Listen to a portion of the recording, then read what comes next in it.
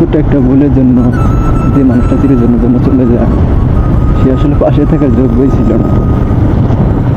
মানে সেই মানুষটার জন্য সবসময় কষ্ট পাই যে ছেড়ে চলে গেছে।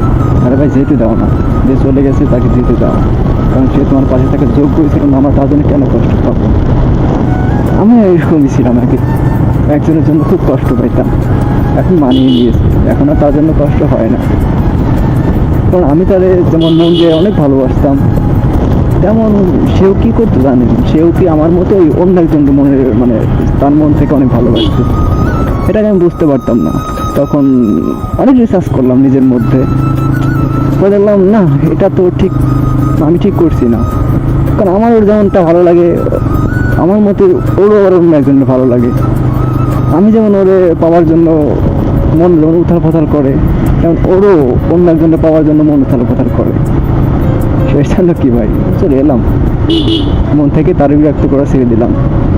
হ্যাঁ, এখন আমিও হ্যাপি আছি, সেও হ্যাপি আছে। আমি মানে হ্যাপি থাকার চেষ্টা করি, হয়তো মনে মনে একটু কষ্ট পাই, থাক, এই আর কি।